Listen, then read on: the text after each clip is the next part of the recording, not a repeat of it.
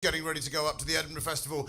You are going to love him, and you're about to find out why. So, for the third or fourth time this evening, please go wild, go crazy, and welcome the fabulous Mr. John Hastings.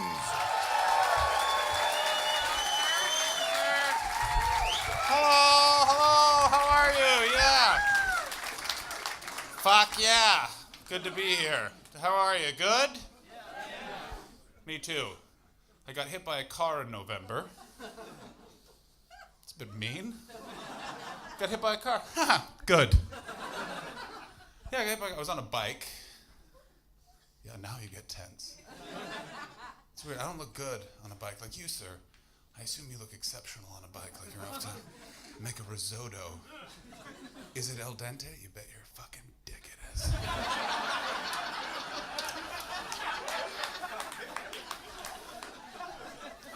Yeah, I don't look good on a bike. I just look like a guy who's been caught drinking and driving so many times.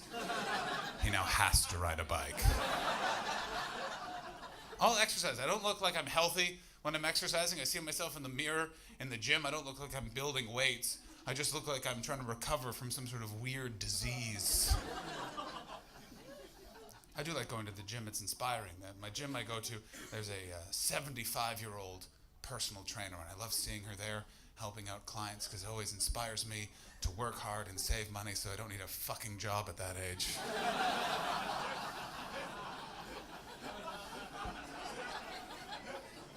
It's a really mean joke, isn't it? It's a real person we're mocking, but she's not here, so it's fine. So I got hit by that car, right? And I'm laying on the ground. And the car that hit me, it paused in front of me. A pause that I'm sure you're all familiar with. A pause you usually experience when you're at a grocery shop. You're at the automated checkout kiosk. And you get to that screen and it asks you, how many bags have you used? And you pause and examine your 7 bags. And then you hit 0 bags. It's the politest way I've thought to tell you that it was a hit and run. So we sped off, and I'm just laying in the car. No, it's a weird thing when you get hit by cars. You don't remember getting hit by the car, but I know I was hit by the car. Memories a weird thing. Certain things, if you don't remember, then you don't know if you've done. Thank you, miss, for laughing at all of this. The rest of you, could you learn from her, who's just, I think, laughing at my face? I appreciate. What was that? Yeah, shut the fuck up. Now, certain things, if you don't remember doing it, you don't know. Like, you never remember locking the front door of your house, so you don't know if you locked the front door of your house. Which is why, after I just said that, you're all thinking, did I lock the front door of the fucking house? You did lock the front door of the house. Other things I never remember doing, but I always know that I've done them. Like, I never remember, after a huge shit, wiping my asshole. But I know that I have. And I've pushed this to the bounds of comprehension. In university, I got ossified drunk one Saturday night, and I ended up taking a shit in my laundry hamper, and I still had the presence of mind to retrieve toilet paper. That's when I learned there was an incident. I looked at the very clean toilet and realized, oh Lord. Now some of you are drinking, and you may need to get sober quickly later, and people will tell you, have a cup of coffee, or some water, or some food. You want to be sober in a moment? Just get a turd and hide it somewhere in your house.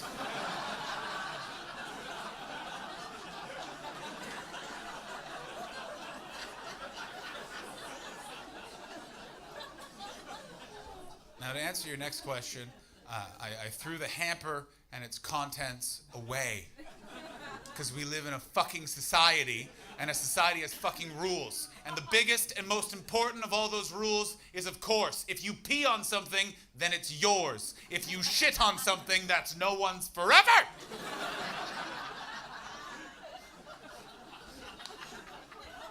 Using this logic, I technically own Leicester Square. And a woman named Heidi technically owns me.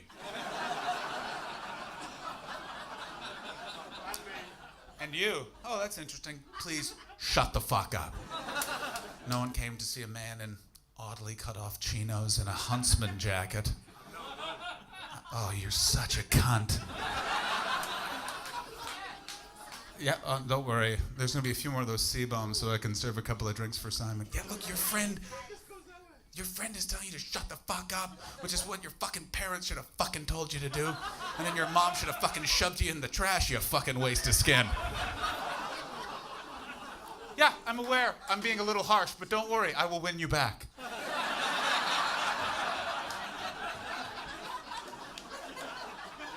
Not all comedians can call a full-grown adult an abortion and win the audience back, but I have already been paid for this performance, so I'm technically bulletproof.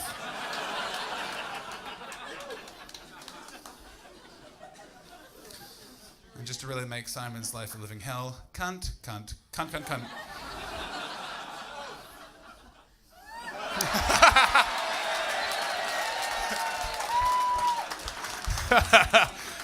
How was the show? Simon got so fucked up he turned the power off. Oh my fucking God. The things you see when you... Yeah, I agree.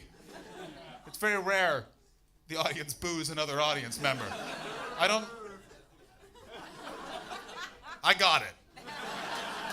Don't worry, I've made fun of people who look like they're... What are you, a golf caddy? What's your fucking deal? You're a carabiner away from a guy who runs a hostel. Oh, just so fucking stupid. He probably comes from money, but not enough money to have that entitlement. Just enough that he has a flat that thinks it should get him pussy, but it fucking doesn't. Because he has that personality, and that's like cancer.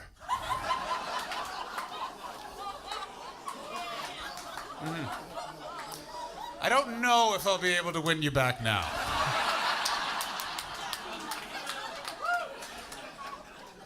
It is touch and go, my friends. I'll tell you what was another touch and go situation. That time I was sleeping with a woman named Heidi, and she peed on me. Oh, you thought that bit was done? No. We were only pausing, and then I'm going back into it. I'll tell you who else paused. Heidi. Right before she peed on me. So here's what happened. I was having sex with Heidi, right? You know, penis into the vagina with rhythm. It's very exciting stuff. And she looked at me. It's always weird that women laugh at that. Like they're surprised I know. You know what sex is? You seem like the kind who's 2 thrusts and then sleep. I'll have you know I've lasted minutes. I once got a handshake from a woman after I gave her an orgasm, and that's a weird moment. She went, well done. I went, did I just retire from your pussy? What the fuck's going on?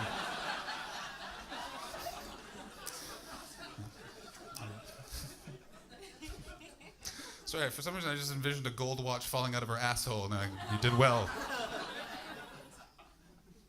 Anyway, so we're sleeping together, right? And she goes, ooh, I'm gonna try something. And I said something positive like I hope it was like, yeah, go for it or something. I'm not good at talking during sex. Some of you are good at talking during sex. That's not one of my skills. I have the memory of saying, okie dokie artichoke. But let's just cross our fingers and hope that that's imagined, eh? So I got bad. Like I have, like anything around sex, I'm bad at talking during. I was on, one time, the first time I ever slept with an English woman, we were on the N29 night bus. And she leaned in and whispered in my ear. She went, when we get back to my place, I'm going to go down on you. And it was like a very chaste, dirty remark. And so in my stupid fucking brain, I decided to respond in a Laurence Olivier type accent with, indeed you are.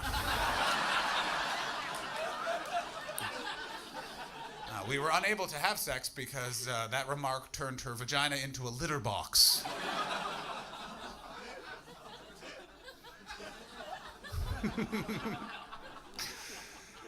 Anyway, so I'm sleeping with Heidi, and she goes, I'm going to try something. I went, let's be honest, I definitely said okie dokie artichoke. And she kind of hovered over me.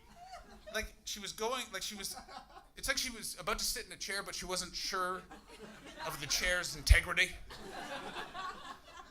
You know, one of those IKEA stools that looks fucking flimsy as fuck. So you're just like, I'm going to have to do most of the work of the chair here. And she hovered over and she had passion in her eyes. And then it turned to fear. And then she peed all over me. And then when she was done, she kind of like got off. And then she lay as far away from the splash zone. And she just said, that's not what I was trying to do.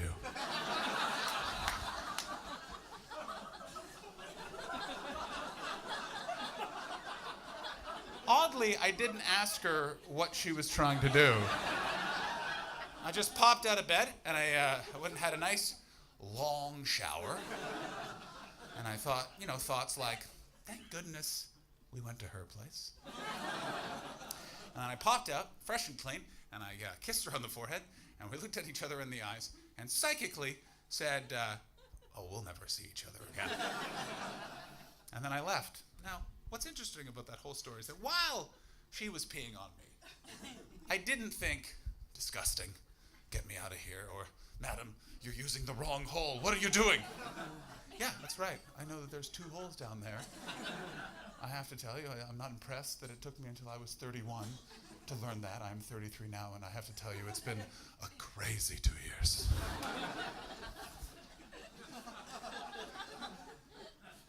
All I thought while she was peeing on me was, I did not think this would happen today.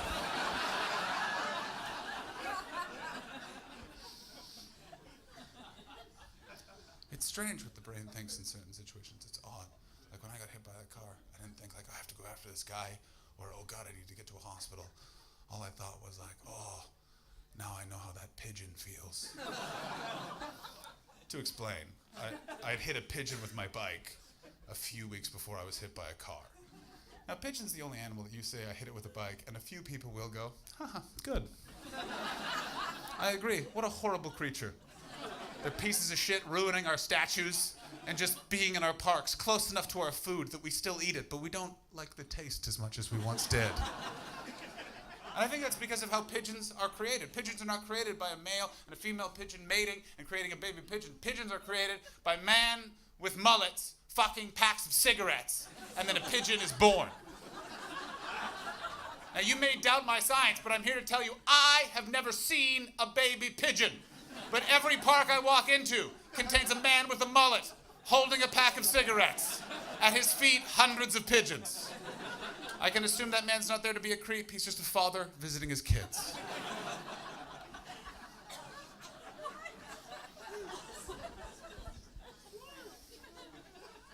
So some good news. The pigeon wasn't dead, but it also wasn't alive. So I was at a crossroads. I could either... What was that? What did you whisper? Dispose of it? Ooh? Who are you, a very reluctant assassin? Take care of Billy the Fox, dispose of him. I'll serve him some of my risotto. It's not al dente, and he'll be so upset he'll kill himself. Remember from before? It was a callback. You don't all have to enjoy it. So you're not a fan of the pigeon, madam? You hate them. Flying rats. Interesting. They're not, though. They're just gross birds. But people think they're flying rats. No, the flying rat is far more terrifying than a pigeon would ever fucking be. If they invented... What fucking asshole invents flying rats, first of all? If there were flying rats, we would be begging for pigeons. You couldn't go into a park or... You'd walk into any restaurant and just... Fucking terrifying. Have you ever ran a pigeon over with your bicycle? Well, I have, and then I had to murder it with my foot. Yeah, imagine living it. Coming to that realization that you have to kill a creature. Because I'm not going to fucking take the pigeon to a vet. I've met animals that have been saved by veterinarial surgery. They're not loved after that. You walk into the house of the owner, oh, it's a great cat. That's not a great fucking cat. That cat can go fuck itself. 25 grand for a new esophagus. The cat doesn't even fucking meow anymore. It just goes meow.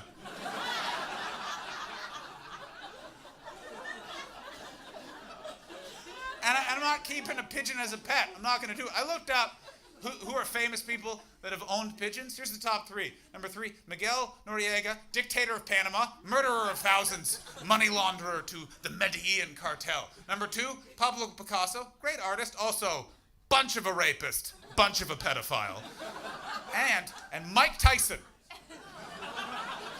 Yeah, do you understand how you're happy that Mike Tyson is on the... Do you know how fucking bad a list has to be that you're relieved Mike Tyson is on it? Oh, thank God we can have a reasonable conversation. Mike's here. He's just got a face tattoo at 51. No, I'm gonna fucking put the fucking pigeon out of its misery, so I just fucking go, There's no pigeon on the stage. But I agree. A tremendous acting performance. How was the show? Oh, he won us back twice after dealing with a real cunt. And then, a stellar acting performance. Pigeon's dead. Now, I felt terrible that I killed the pigeon, and then I felt relieved that I felt terrible. I don't know if you guys have ever killed something before, but there's a moment right before you do it that you go, if I really enjoy this, my life is taking a very different path. How different would my comedy be if I become a serial killer? Guys, have you ever noticed that tarps are surprisingly expensive?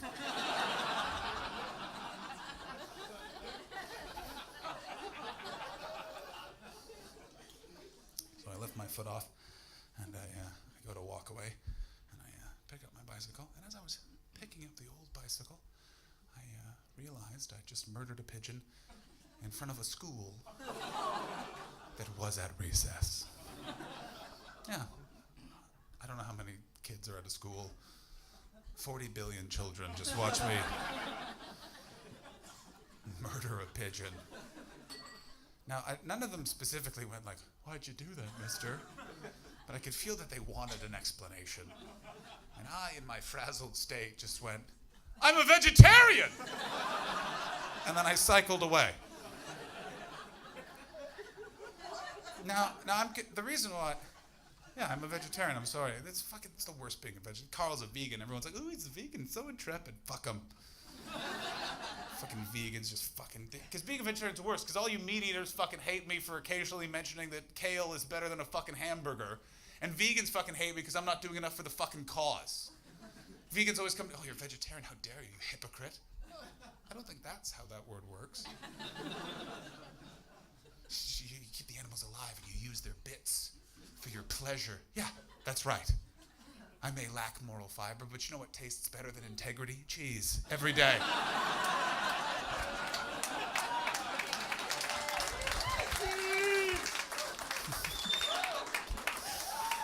Fuck, man, I think I could start a political party. The Cheddar Boys.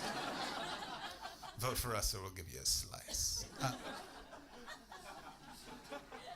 And to be honest, I actually don't hate vegans. I respect them. They have time management skills I could never have. The ability to manage your time so well that you can spend every day scouring the ingredients of each item of food you're about to consume to make sure there's not a bit of a cow within. Because you know what? Cows are in everything. They're the Samuel L. Jackson of food. They show up when you least expect it and you're always happy he's there. Are cows and jelly beans? Fuck yeah. Are cows, and by cows I mean cow meat and potatoes in the ice cream you get at McDonald's? Mm-hmm. Was Samuel L. Jackson one time on the Metropolitan line with me right here in London, and when I asked for a selfie he said, be cool? You bet your fucking ass he was. Ladies and gentlemen, have a great night. See you later. Bye-bye.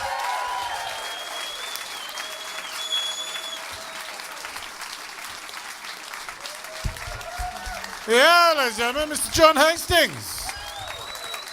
What a fantastic cunt he is. There we are, ladies and gentlemen. Oh, look, Toby's left you all by yourself. There we are. You see, we get one Canadian on stage and we leave you one there. And then Nefertiti at the end, still looking pretty fucking cool. Where's Toby gone? He's gone to the toilet. So he's recycling. Good, love your work. Excellent. Okay, well, there we are. Ladies and gentlemen, we're going to crack straight on with the show. Are you ready for your next act? Okay, well in that case it's time to go wild and crazy one more time. Please welcome to the stage the wonderful Kevin O'Connor!